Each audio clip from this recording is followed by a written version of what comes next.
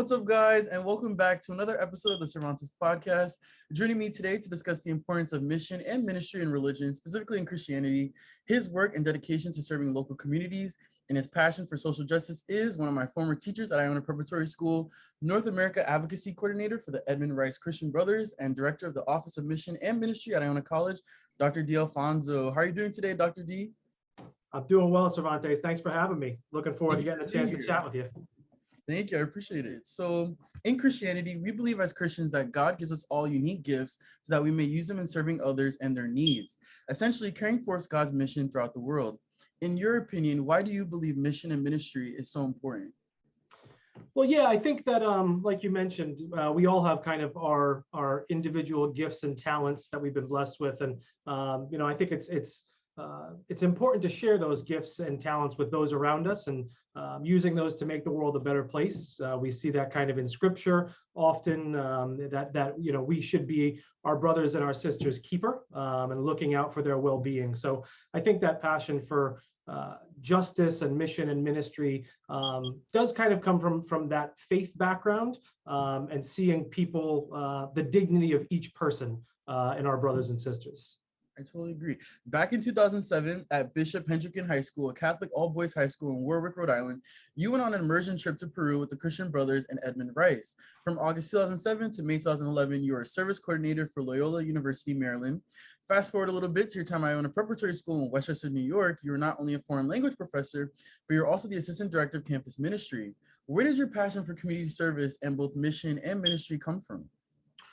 Oh, yeah. Well, you're making me sound old with all those years. So I think a couple of places. I guess growing up, my parents, I think, really instilled a sense of kind of that sense of love for your neighbor, which I think was important in treating people with respect and dignity. And then I think, like you mentioned, when I was a student in high school, Christian Brother High School, like Iona College and Iona Prep, I had the opportunity to go on one of the first immersion trips that the Christian Brothers offered down to Lima, Peru.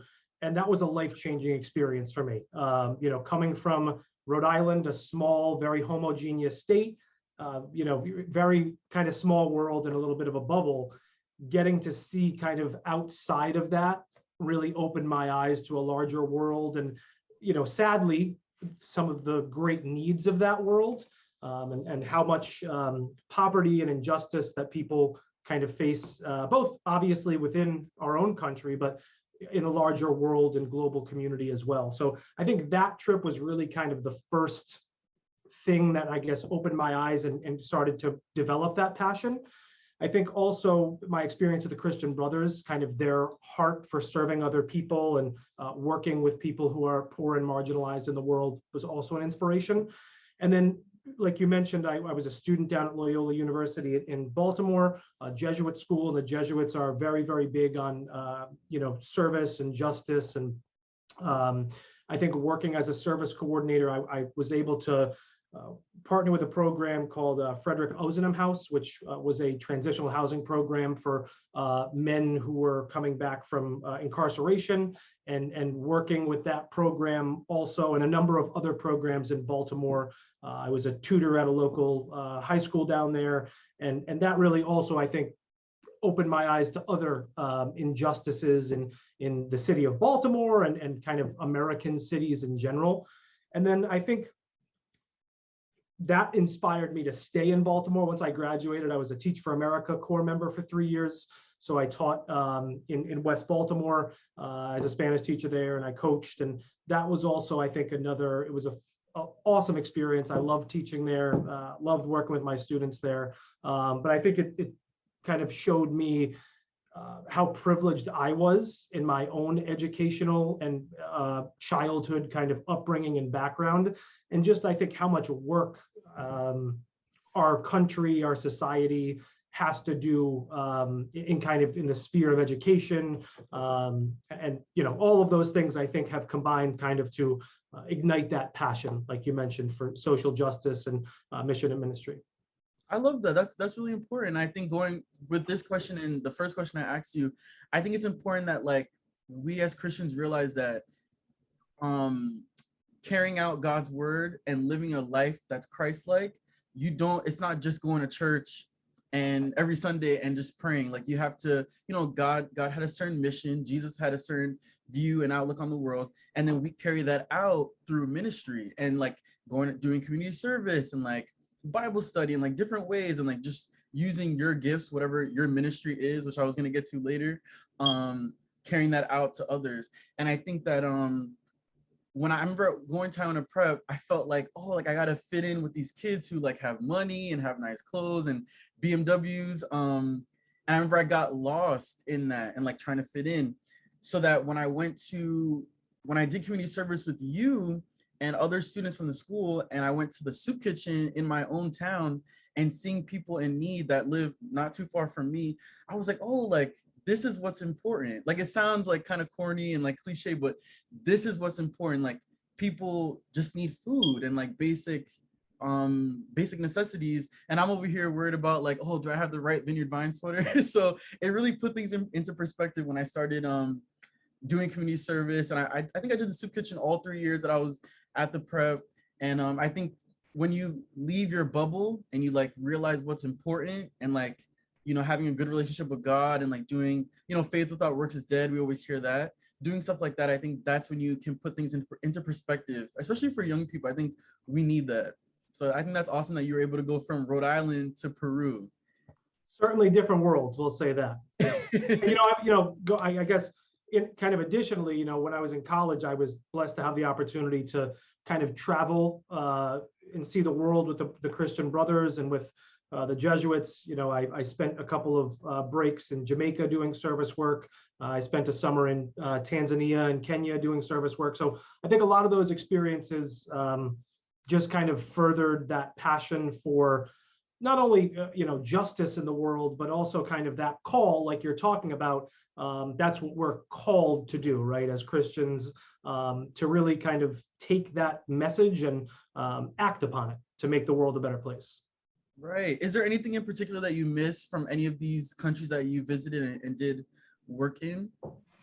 So absolutely. I think each of those experiences was unique in their own way. One of the things when I've had the opportunity to take students kind of abroad on these different service trips is I think oftentimes we think wrongfully so that we're going there to help people, perhaps, to be the saviors. And I think that mentality is oftentimes problematic because so often when we do service and when we work alongside people around the world, we are given so much more than we give to them. And I think it's important to go in with that mindset, right? That we're not necessarily the sage on the stage or the person that's going to be saving people. It's really about learning from the experience and taking those lessons back to your home or your town, your city, and making change within kind of your locus of control in your sphere.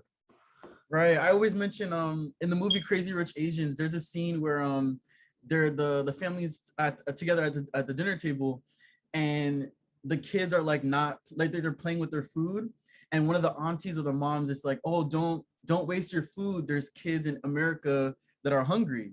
And I thought that was so interesting because it's like we always say like a third world country, but that the director or writer, whoever put that in, it's like, oh no, there's people who don't have it very well here in this country. So let's help people in other countries, but let's definitely help the people that are already here. Absolutely. For sure. What do you believe your ministry is? Ooh, my ministry. I think in my current role here, it's really, I guess, kind of multifaceted. I think one of my ministries is, you can see the picture kind of over my left shoulder here. Blessed Edmund Rice is the founder of the Christian Brothers. And, I think his story, being a Christian, or being a regular citizen, a father, a husband, and then becoming a Christian brother and founding the Christian Brothers in Ireland in the late 1700s, he ended up becoming an advocate, a champion of education, someone who spoke out against injustice. The penal laws in Ireland marginalized many of the Irish in their society. And I think one of my goals is telling his story here at Iona College, and valuing kind of the Catholic tradition and heritage of Saint Columba, who was, a monk during the 500s in 600s in Scotland, and kind of preserving intellectual tradition as a monk there, but also telling the story of Edmund Rice and kind of keeping that story alive for Iona College students, so that they can understand, well, how does this story apply to me today? What are the injustices here in 2022 in my own community in New Rochelle, from wherever city or town they're from? How can I be an agent of change and kind of take my faith to make the world a better place in whatever I'm doing in a career, in the people that I meet every day? So I think that's one of the roles. I think another kind of part of the mission is social justice, equipping students to understand how their faith, whatever that faith might be, should challenge some of the structures in our world that cause injustice. And how do they take those lessons, whether it be from Christianity, from Judaism, from Islam, whatever it might be, how do those things challenge injustices in our world today?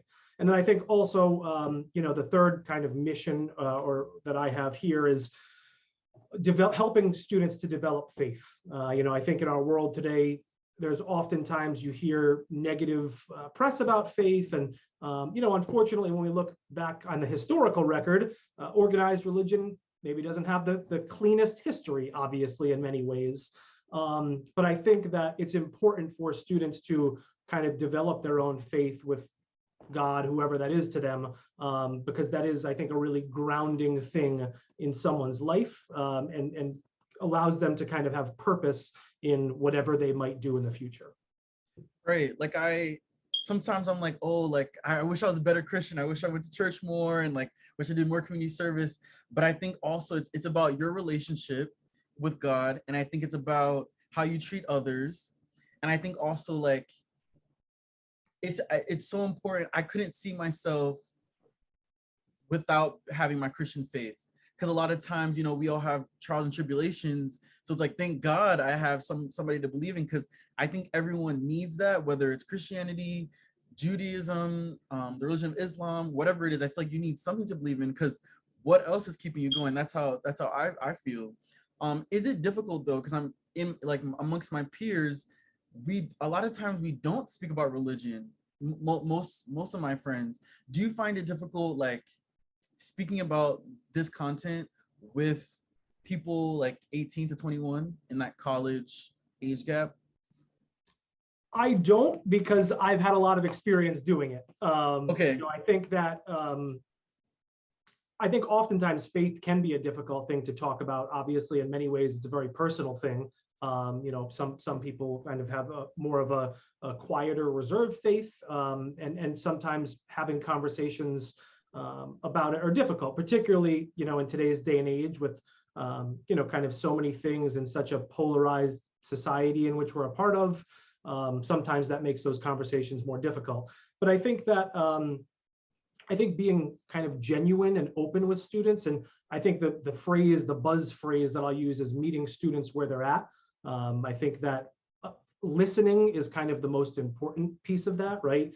In order to talk about faith, you need to listen first and understand what people have going on in their lives, what they've been through, what are some of the things that they bring to their faith and their conversation with you. So I think all of those things are important in talking about it, and encouraging students to talk about it as well. And I think another piece of that too is not bringing judgment into it, right? One of the things that Pope Francis says is, who am I to judge, right? That's his big line. So I think the same thing goes for people who work in ministry and kind of faith backgrounds. Is, we're here to be a resource. It's not to judge, it's to support people in kind of whatever faith journey they're on. Right. And it's like, like you said, like, who are we to judge? Jesus Christ didn't judge. Like he would seek, he would help people who were outcasted from society. So it's like, why can't we do that with people in 2022? It's like, sometimes we always focus on like people who are already saved and not the people who need saving. And I think we got to do a better, the religious Christian community has to do a better job of that. And I think sometimes because sometimes there's judgment, young people or maybe just anybody can like sometimes stray away, like, oh, I don't, maybe that's not for me because I don't have a suit to go to church, or I don't, I'm, or whatever it may be. So I definitely think that's a good point. Not having judgment when speaking to people. Next question. So you taught at Iona Prep for 7 years as a foreign language teacher, one of my teachers, and assistant director of campus ministry. As of January of this year, you're now the director of the Office of Mission and Ministry at Iona College. What made you want to leave the prep and go to Iona College? So it wasn't because of teaching students like you, Cervantes. Okay, I love my experience teaching with students there. I think part of it, wanting to come to higher education. I think one of the things that I guess I really enjoy working here at the college is there is that connection of the Christian Brothers. So I think some of it is familiar, which obviously is a blessing. But I think too, working with college students who are very passionate about some of the issues we've talked about with social justice and going on service immersions or doing community service locally here in the New Rochelle and Westchester communities. I think that connecting with those students who are impassioned about those things is very inspiring to me. And I think that because it's a college and a little bit larger than a secondary school, a high school, there's just so many possibilities of programs that can be built here, and the impact that they can have on students, on faculty and staff, on members of the Iona College community, but also locally in kind of New Rochelle, but even also, around the Edmund Rice network globally, we can say, in all of the schools that the brothers have around the world. Okay. Because I wonder, I was like, oh, like he's not there anymore. I thought you're gonna work at both places, like Dr. Kelton, I think. But I think that's really cool. And I think there's more freedom with college. I feel like you can do more stuff because the students are older. So there's that part too. What would you say, what's your favorite part about your position? Yeah, so I mean, it's been I've been here since January, so it's been a great first couple months. I think my favorite part is the interconnectedness of the college community. So I think that word community is big. I feel like despite there being 4,000 people on campus and all kind of going all different which ways on campus, many departments and divisions, it still feels kind of like a family here, where you can walk across campus and know someone that you've had a class with. And I think at a lot of college campuses, you don't always get that if it's many people. Here at Iona, I think there is a great sense of community and knowing one another and kind of looking out for one another. For sure. You definitely get that. I remember I went to Iona College for 1 year before Hofstra, and I was talking to the financial aid department. And because somebody in student financial services, I think he's like a liaison between Iona College and Iona Prep, he gave me he told me about a lot of like financial aid that I can receive because I went to Iona Prep. He was like, oh, really? Oh, okay, like I'm gonna help you out. And I was like, oh my God, I don't even know this person. But because I have that, Iona connection, he was able to like put me in the right direction in terms of like financial aid and all that stuff. So you definitely get that sense of community. And I think sometimes when you go to like maybe a huge college like University of Miami or University of Michigan, you don't really have a sense of community unless you're maybe at like a football game. Sure, but, yeah, some of the larger gatherings, right? Right. Is there anything that you miss about teaching at Iona Prep or the work that you did there?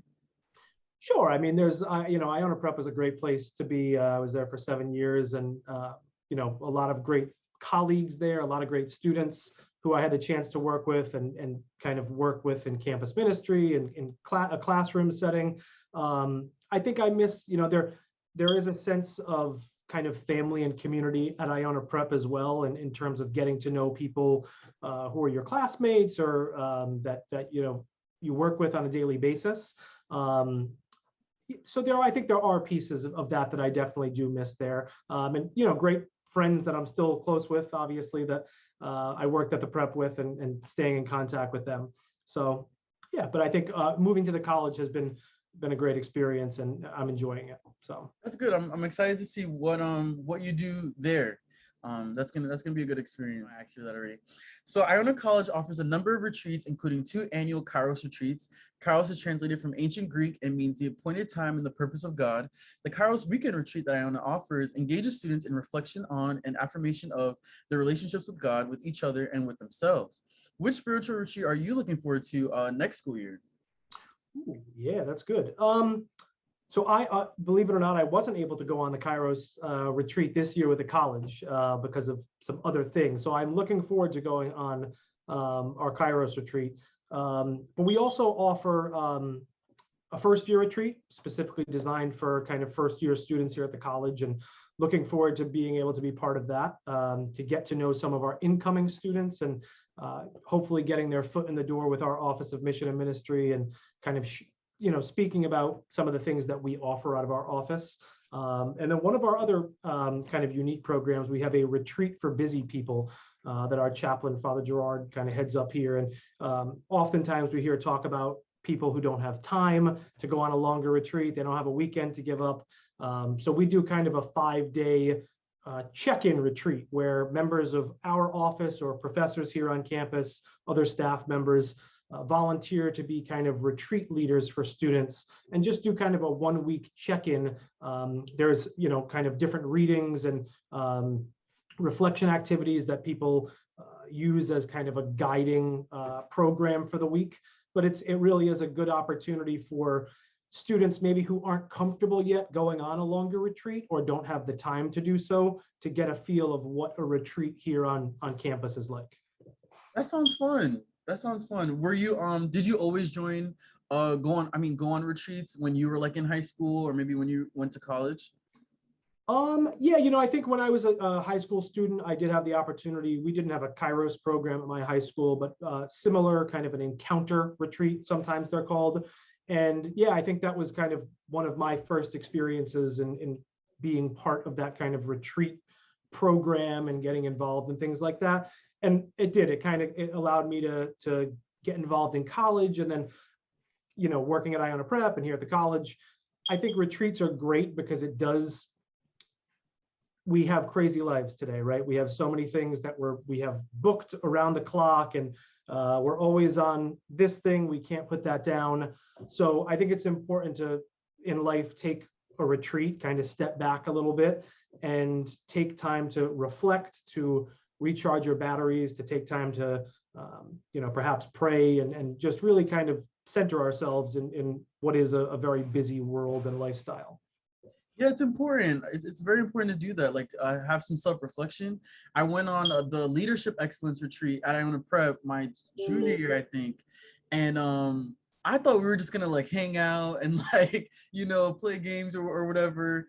But there was one part in the retreat where we got letters sent from our families, and it got super emotional. Like, it was super quiet. It got super emotional. And I was like, wow, like I'm on the verge of tears. And it was so, it left me a little shook because as men, like, we don't cry. We generally don't cry, or we're told not to, maybe I should say. And to like hear and see like people on the football team and on the basketball team and, these, alpha men like break down in tears. I forgot what we were talking about, but I think it was maybe like the letters from our family after being away for like a week, I think. The Palanca letters, I think they're referred to a lot of the time. Yes. Yeah. So just seeing my peers like so emotional and vulnerable, and like we had to throw something in the fire. I forgot what it was.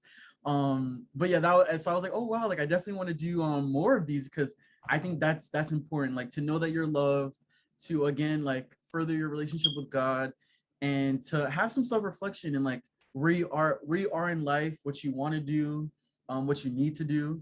And I think that's important. So I definitely encourage people listening, like if you go to Iona College or not, maybe your school has like some type of retreat program that you can go to, because definitely rewarding and I think beneficial. Definitely. The Iona College Office of Mission and Ministry is dedicated to keeping the mission of service, justice, and spirituality conscious in the minds and hearts of the college community. Speaking of justice, how does the Office of Mission and Ministry incorporate social justice efforts in their work?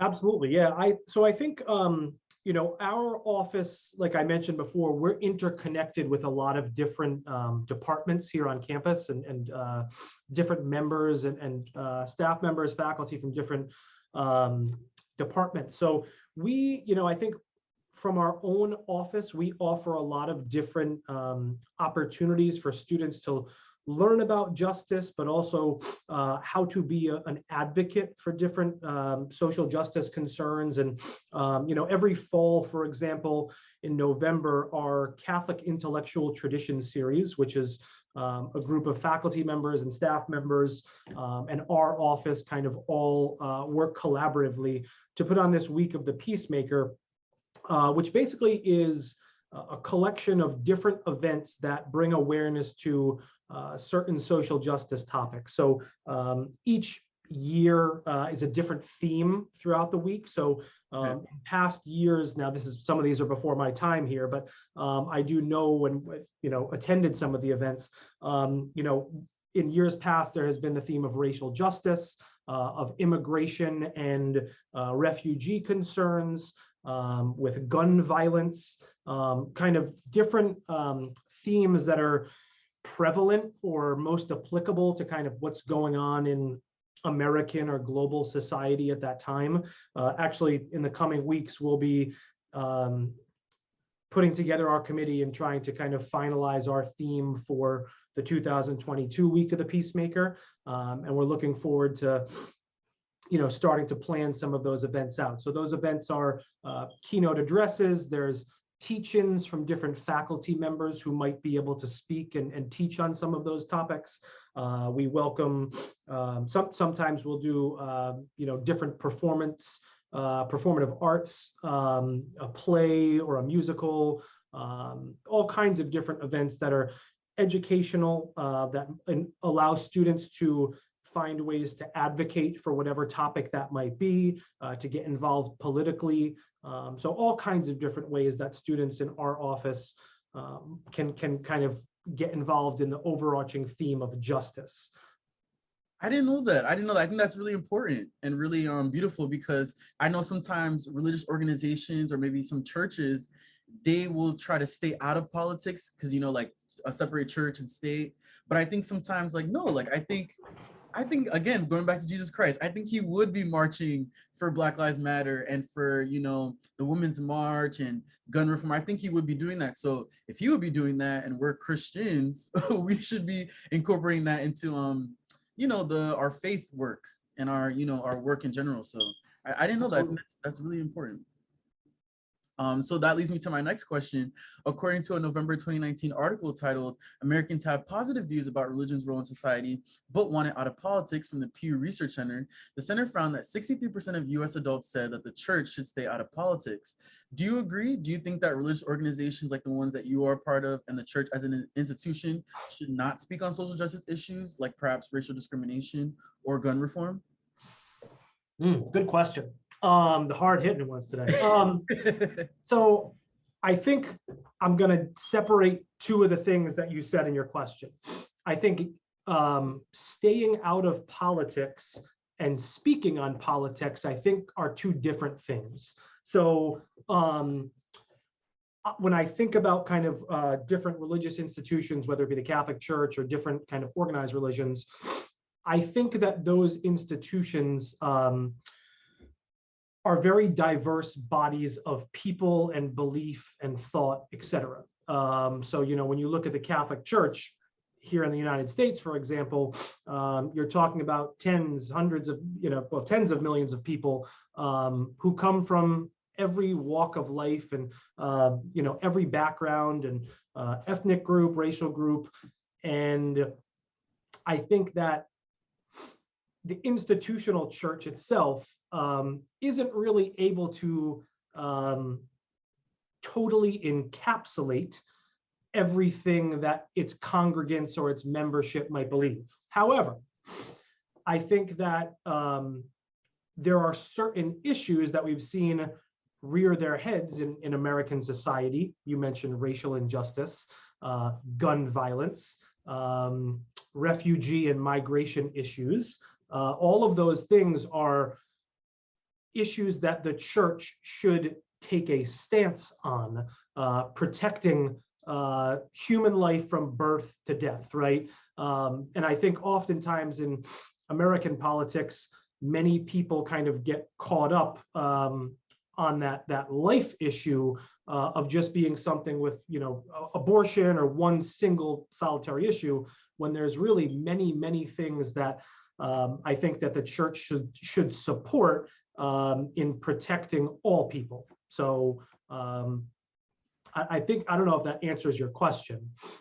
I think so. I think I'm trying to like listen and think about what my intention was with that question, because I think just like we said before, like sometimes I'll go to church and maybe the pastor, like I'll be specific, like I'm Baptist, so I go to a Baptist church, and I think sometimes my pastor or Baptist pastors will focus on like the church's teaching, as they should, but and try to apply it to today, but not be specific with like, Black Lives Matter or like gun reform. Like they won't be specific in that sense. And I think maybe I just want the church, but maybe me saying the church is too broad. Maybe I just want certain religious organizations to be more specific and call out different injustices, whether it be race, sexuality, sexism, refugee, immigration. Like I want them to be more specific when they talk about modern day issues, if that makes sense. Sure, yeah, and I think, I'm going to speak on it, I guess, from the Catholic perspective. Pope Francis, over the last couple of years, has, in many cases, spoken out against things after George Floyd, Ahmaud Arbery, and some of the different things that have happened in American society. Pope Francis spoke out in saying, Black Lives Matter and supporting that movement and a need for racial justice and kind of different things to happen in American society. And he's spoken out against different policies, the US-Mexico border for people who are escaping violence and persecution in Central America, and protecting asylum seekers and refugees. And so I think that, going back to my first point, I think that the church definitely needs to have a voice to protect people who are vulnerable, and to protect life and the sanctity of life. But I also think that it's difficult sometimes for institutions to be able to say or to advocate for a specific action or a law, right? You talked about the separation of church and state. I think that's where sometimes it can become a slippery slope. Okay. I think that's, but I think too, there is, going back to kind of the beginning of our conversation, your faith should inspire you to do something, right? So I think when we see these things, we have a role to play. We have actions that we need to take, whether that be political, spiritual, community organizing. I think that our faith should inspire us to do what is right. St. Thomas Aquinas talks about the importance of our conscience, and what role does that play in driving the actions that we're passionate about, and the social justice topics we're passionate about. So yeah, I think in my own understanding as a Christian and as a Catholic, yes, Black Lives Matter. Yes, we need gun reform. Yes, we need to protect life and protect people who are trying to find a better life coming from the US-Mexico border. How that plays out from the church speaking about it, I'm not necessarily sure what their role is in the political realm, I guess you would say. But I think that we as Christians, as Catholics, should be able to take those things and say, well, we are going to live out our faith by taking action. Right. And not, maybe instead of like waiting for someone else to do something, just doing it ourselves. Like, okay, you're not going to speak out, I'll speak out. You're not going to march, I'll march. You won't donate, I'll donate. So I think that's a good point. That's a very good point. I wanted your take on that, because I know that's sometimes that comes up often between like church and like politics, and like what we expect, what the general public sometimes I think expects for higher ups to say. But it's kind of like, it's kind of like voting, like, yes, you should vote for the president, but let's pay attention to like the superintendent in your neighborhood and like judges and local elections, not just presidential. So it all connects, like our conversation earlier. Absolutely. So now we're gonna move on to some TCP rapid fire questions, some lighter topics. All right. The first question: what makes you laugh the most? Ooh, what makes me laugh the most? I'm a big fan of the show Seinfeld. I've probably seen every episode multiple times. Always been a big Seinfeld fan. Curb Your Enthusiasm, obviously, is kind of an offshoot of that. So both of those shows made me laugh. Yeah. You know, I never watched Seinfeld or Friends. That's crazy. I'm not a Friends person. I'm more of a Seinfeld person. Okay. Okay. Is the humor different, you would say, or just a completely different, two completely different shows? They're different. Yeah, definitely Okay. different shows. Okay. 3 things you're grateful for. Ooh, 3 things I'm grateful for. My family. I have my parents, my 2 brothers, my wife. Family is definitely a big one. I think the second would be like the opportunities I've been given. I used that word privilege before. I've had a lot of great opportunities kind of educationally to go to good schools, to, have a lot of great opportunities in my career to work with Iona Prep and Iona College, the Christian Brothers. So family, opportunity, what else? And I think, I guess faith too, we're having a conversation that's been largely about faith background and kind of those things. I guess I'm grateful to live in a place where I can have these conversations openly and really kind of express my faith how I want to, but also I guess I'm grateful to be able to share my faith with other people and, to have the freedom to do that. That's a good one. Those are 3 good ones. What would you tell your younger self? Tell my younger self. A good question. These are rapid fire. I got to think quick here. I think I would just tell myself to enjoy the ride. I think when I was younger, I was, like many students are. I think I was always, I have to get this grade. I have to do this. I have to get this done. This is the deadline. Life isn't always all about those things. I think it's, so sometimes we're so focused on the end of the road that we miss the beauty of the journey. And I think, being able to enjoy those moments fully and without distraction and the worry of getting things done, I think is important. Yes, totally agree. Well, when I always take a quote from each guest, definitely going to use that one. Nice. Where do you see yourself in 5 years? Ooh, where do I see myself in 5 years? I would say here at Iona College. I think I would love to stay here. It's a great community. I'm looking forward to having kind of a full year under my belt, I guess, and seeing all the great programs that we offer here. But yeah, I think in 5 years, I'd like to still be here at the college, working with students in mission and ministry and kind of building up.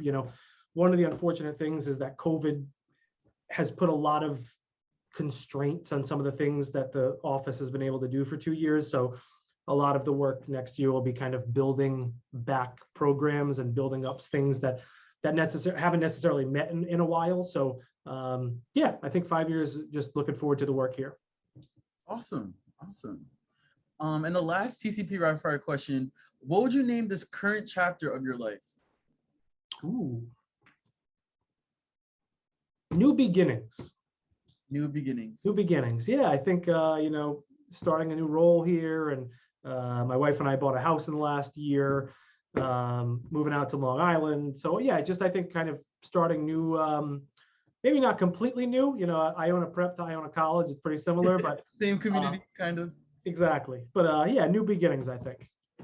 That's appropriate. I like that. Is there anything else you want people to know about the Office of Mission Ministry? Are there any goals that you have that you want to share?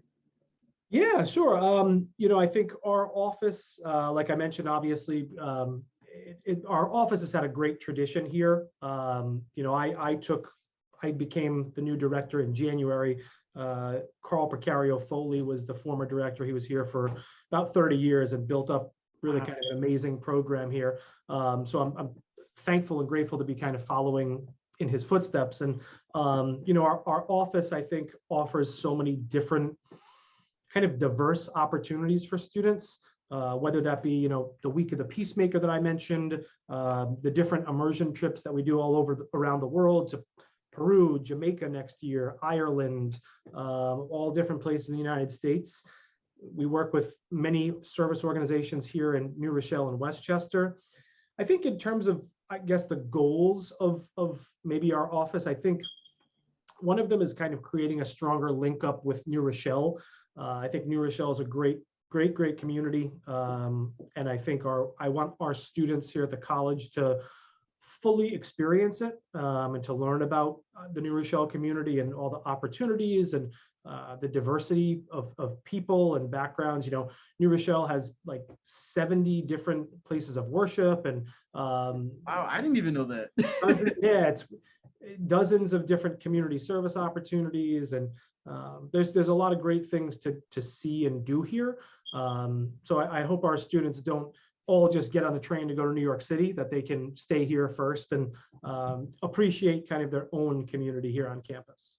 So, right, especially for the students who aren't from here, aren't from Westchester, they can see all the great opportunities that Iona College has to offer and New Rochelle has to offer. I totally agree with that. Yeah. Sure. Thank you so much for joining me on the podcast, Dr. D. I appreciate you taking the time out of your busy schedule. Hey, it was a pleasure speaking with you. Thanks for having me. I really appreciate it. For more information about Iona College's Office of Mission and Ministry, head on over to iona.edu. To stay updated on their programs, events, and service projects, you can follow them on Instagram at IC Ministries. Be sure to leave a rating for the Cervantes Podcast on Anchor, Apple Podcasts, Spotify, or wherever you listen to podcasts. Also, don't forget to like, comment, and subscribe to the Cervantes Podcast YouTube channel, and click the notification bell up top so you're notified whenever I upload a new episode. Thank you guys for listening. Have a good one.